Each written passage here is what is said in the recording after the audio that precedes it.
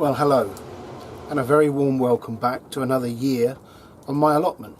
It's 2025. I think it's the 6th. It's a Monday. I was due to come up yesterday, my usual traditional Sunday, but we had a bit of snow. As you can see, it didn't last. The plot's quite waterlogged because as well as the melt, we've had the rain, but it's dry now. Or it's stopped raining. I've got a day up here. I'm not going to be doing anything. I'm really making this video just to say hello, I'm back, and a welcome to the new year. So happy new year. I hope it's a good one for you and your family. Let's hope it's a healthy, happy, safe year. So yeah, I'm not doing anything on the plot. We've got my eldest son and his family staying with us at the moment. I picked them up on the 30th of December from Heathrow. They arrived from Canada, Yellowknife in the Northwest Territories, where currently it's about -35. It's really interesting because the newspapers and the media are full of Arctic blasts and freezing weather and, you know, all the normal over-the-top overreaction to a little bit of cold weather. What's really interesting is talking to David and Nikki. Their little girl Lexi, who's 6, obviously goes to a junior school. I don't know what they call them in Canada. And they were saying that she's allowed to play outside at playtime until it gets to -25, and then they bring them in because of health reasons. You think in Britain, if it gets to -2, the newspapers are full of news of Arctic blasts and freezing weather. You know, schools start to shut and teachers won't come into work, and yet little Lexi plays outside until it gets to -25. You know, we really have become pathetic, haven't we, in this country? I don't know. Anyway, so I thought it was an interesting bit of context for us living in the warmer climes. Anyway, you're very welcome to my plot for this year. I hope you stick around because it's going to be an interesting year. Not sure what's going to happen. If our plans go correctly, then this will be my last year on the plot. If they don't go to plan, I shall be here for a lot longer.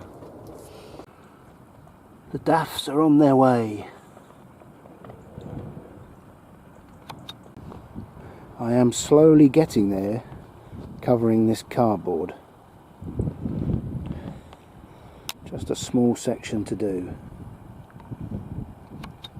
It'll soon be time to cover one of these rhubarb plants and force them. The ditches are running, but they're nowhere near capacity.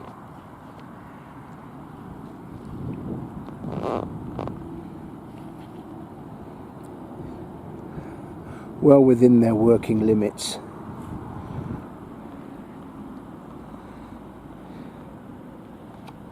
When you take the time to walk around the allotment slowly, you start to see signs of spring.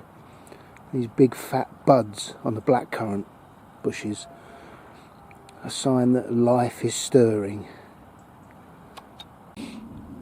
And apart from the Brussels sprouts, this kale is the only thing I'm harvesting at this time of year. It's an absolute stalwart. I shall grow this every year. It's been fantastic. And we're putting it in our smoothies at breakfast. I've said it before, the Brussels sprouts don't look pretty on the stalk, but once you peel off that outer muck, they are very good Brussels sprouts and they are very tasty. Although not according to Lexi. Almost every time I come up here, if I don't use the Bosch submersible pump, I use a bucket, and I have to empty these water butts down to hopefully half or lower, because obviously the rain is constant in the winter, and once they're full they overflow onto the plot, and the plot is wet enough without me adding to it with these water butts. So this one as well, it's a very large water butt, but it fills quickly. And I empty them into the ditch that flows down there between me and my inactive neighbour. Wonder what the new year holds for him. And these are all the snowdrops that I dug out of my front and back gardens last year, thinking we'd be moving. And they're still on the allotment. We shall see. Well, it's that time.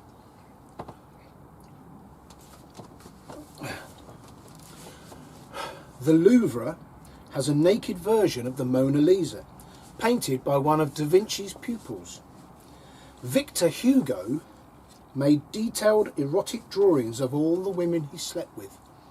He must have been very busy. The most expensive sex position offered by ancient Greek prostitutes was called Keles, the racehorse. Yeehaw! Buckingham Palace is built on the site of a brothel. When Queen Victoria arrived in 1837, there were no bathrooms in Buckingham Palace. Whoopi Goldberg got her name from her childhood flatulence.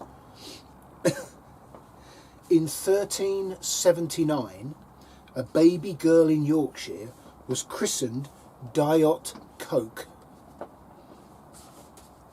She must have known. When Skylab burnt up in Earth's atmosphere in 1979, the government of Western Australia fined NASA $400 for littering. The fine was paid eventually in 2009. In the USA, 1/3 of the domestic waste sent to landfill is, can you guess? Grass clippings. Americans eat 10 billion donuts each year.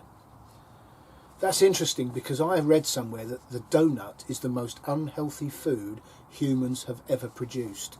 And that's quite something. Obese drivers are almost twice as likely to die in a car accident. Car doors injure around 600 cyclists in the UK every year. I wonder how many of those are deliberate.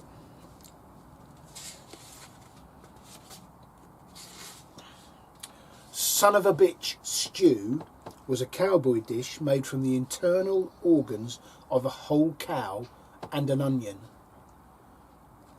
Sob Lake in Canada began life as Son of a Bitch Lake.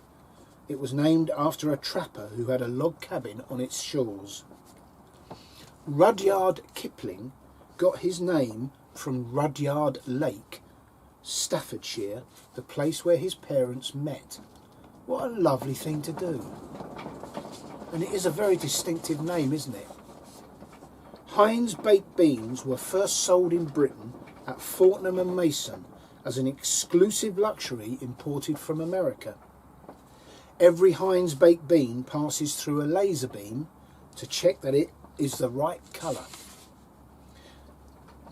Ancient Rome was 8 times more densely populated than New York is today. And I'll finish on a high note culturally. In the 1970s, the British stripper Frank Jakeman insured his penis for £1 million.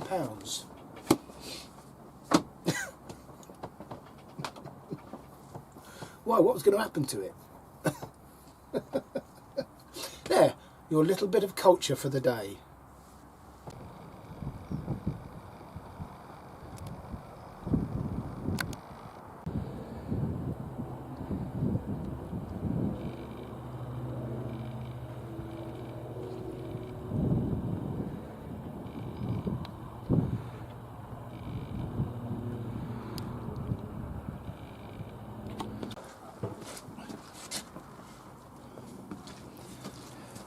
One job for the month of January. Check over your stored fruit. I think I've neglected them. Right, I'm done. I'm on my way home. I'm a day behind because it's Monday. I'm a day behind with uploading this video, so I'll do that this afternoon, hopefully. Couple of observations. First of all, most of you will be aware, if you're a subscriber, that this year we're hoping to move. We're hoping to create an allotment or a kitchen garden in a home we own. Now, if that works, I'll want to grow the crops at our new place this summer. But of course, we're going to create our no-dig beds using the Charles Dowding method, which is cut the grass as short as you can, put down cardboard, put soil or compost on top of it and grow into that. But we've got to buy the compost because we don't have it on site, and it's expensive, so we're not going to be able to create a kitchen garden overnight. So that leaves me with a dilemma. I'm going to have to grow a certain amount here on the allotment, because of course if the sale of our house or the purchase of the new one, either of those fall through, we're back to square one and the allotment is carry on as normal. So I've made the decision that certainly the garlic, maybe the onion sets and certainly the broad beans are going to have to go in this ground, because there's so much uncertainty about our year ahead. So I shall be doing that over the next week or two.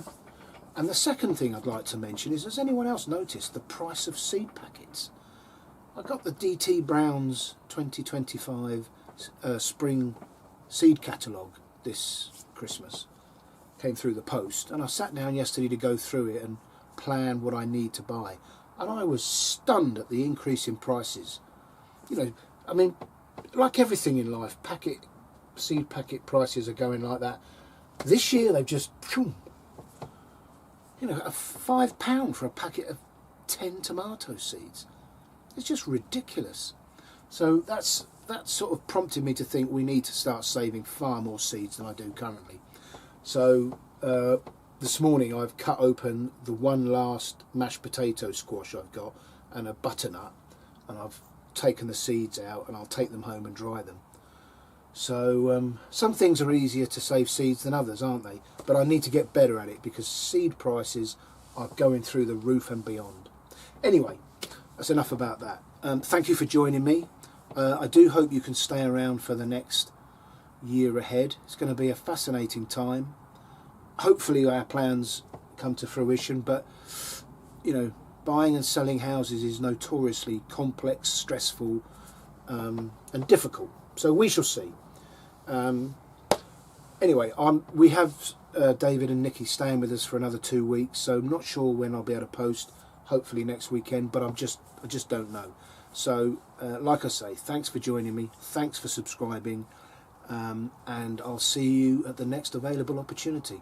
Until then, look after yourselves, take care, bye for now.